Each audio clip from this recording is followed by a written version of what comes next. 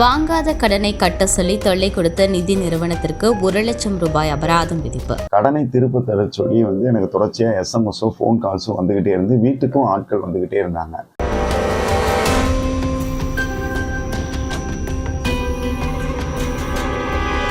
கோவை புளியகுளம் பகுதியைச் சேர்ந்தவர் அப்துல் கரீம் வழக்கறிஞர். இவர் கடந்த சில ஆண்டுகளுக்கு முன்பு பஜாஜ் ஃபின்சர்வ் என்ற நிதி நிறுவனத்தில் கடன் பெற்று. என் பேர் கரீம், நான் கோயம்புத்தூரில் வழக்கறிஞராக இருக்கேன். கடந்த 2019ஆம் ஆண்டு எனக்கு தொடர்ச்சியாக SMS என்பது தனிநபர் கடன் குறித்து எனக்கு SMS வந்துகிட்டே இருந்துச்சு. அதை அனுப்பிச்சது பஜாஜ் ஃபின்சர்வ் நிறுவனம். நான் ஏற்கனவே பஜாஜ் ஃபின்சர்வ் நிறுவனத்தில் கடந்த 10 ஆண்டுகளில் பல்வேறு முறையில் என்னென்னா சில கன்சியூமர் லோன் என்பது வாங்கியிருந்தேன். சில பொருட்களை வாங்கி அந்த கடன் தவணைகளையும் முறையாக செலுத்தி முடித்து NOC சான்றிதழையும் பெற்றுள்ளார்.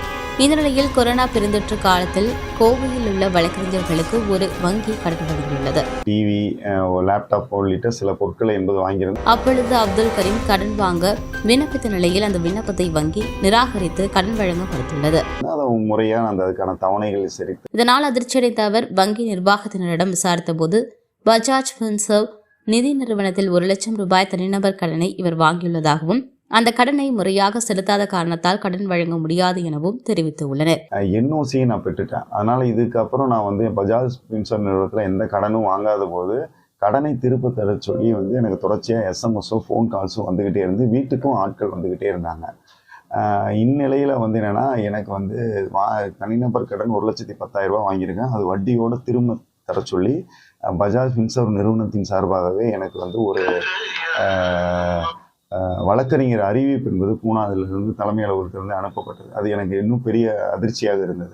மேலும் சிபில் ஸ்கோர் குறைந்திருப்பதால் இனி எந்த நிறுவனத்திலும் கடன் வாங்க முடியாது எனவும் தெரிவித்துள்ளனர். அப்துல் கரீம் கடன் வாங்கவோ அதற்காக விண்ணப்பிக்கவோ செய்யாத நிலையில் எப்படி தன் பெயரில் கடன் வந்தது என அதிர்ச்சியடைந்தார். பின்னர் பஜாஜ் ஃபின்சர்வ் நிதி நிறுவனத்திடம் சென்று அவர் விசாரித்த போது முறையான பதில் அளிக்கவில்லை என தெரிகிறது. இதனைத் தொடர்ந்து 1 லட்சம் ரூபாய் கடனை செலுத்த கோரி பஜாஜ் ஃபின்சர்வ் நிதி நிறுவனத்தினர் தொடர்ந்து குறுஞ்செய்திகள் மற்றும் தொலைபேசி அழைப்புகள் மூலம் தொல்லை அளித்து வந்துள்ளனர்.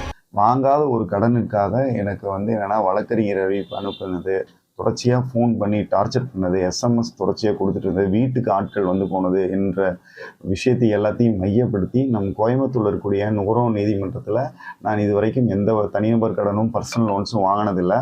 அப்பொழுது தான் வாங்காத கடனை கட்ட முடியாது என அவர் கூறிய நிலையிலும் அவரது வீட்டுக்கு சென்று கடனை செலுத்துமாறு தொடர்ந்து தொல்லை அளித்து உள்ளனர்.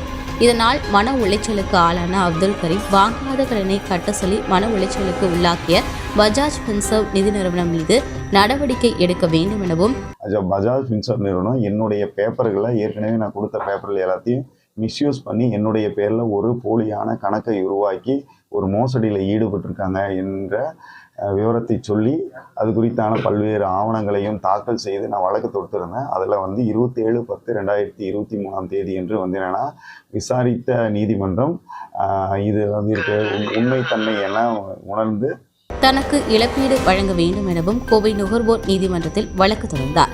இந்த வழக்கில் பஜாஜ் ஃபின்சர்வ் நிதி நிறுவனத்திற்கு 1 லட்சம் ரூபாய் அபராதம் விதித்த நீதிமன்றம் அதனை அப்துல் கரீமுக்கு வழங்குவதோடு வழக்கு செலவிற்கு 5,000 ரூபாய் தர வேண்டும் எனவும் உத்தரவிட்டது. பஜாஜ் ஃபின்சர்வ் நிதி நிறுவனம் அபராத தொகையை உடனடியாக தனக்கு வழங்க வேண்டும் எனவும் இல்லையெனில் நீதிமன்றத்தில் மேல் நடவடிக்கை கோரி வழக்கு தாக்கல் செய்யப்படும் என அப்துல் கரீம் தெரிவித்துள்ளார். அந்த உண்மைத்தன்மை இருக்கிறது தெரிஞ்ச பின்னாடி இப்பொழுது என்னென்னா பஜாஜ் ஃபின்சர்வ் நிறுவனம் 1 லட்சம் ரூபாய் அபராதம் என்பது அந்த நிறுவனத்துக்கு வழங்கப்பட்டிருக்கிறது. மேலும் வழக்கு செலவாக ரூபாய் 5,000 கொடுக்க சொல்லியும் சிபிலில் என்னுடைய பெயர் தேவையில்லாமல் இதனால் பாதிக்கப்பட்டதுனால சிபிலில் இருந்து உடனடியாக இந்த பஜாஜ் லோனை எடுக்க சொல்லி அதுக்கான உத்தரவையும் என்பது தற்போது வழங்கியிருக்கிறது. அதோடைய ஆர்டர் காப்பி என்பது நேற்று தான் எனக்கு நேரடியாக நீதிமன்றம் வழங்கியுள்ளது.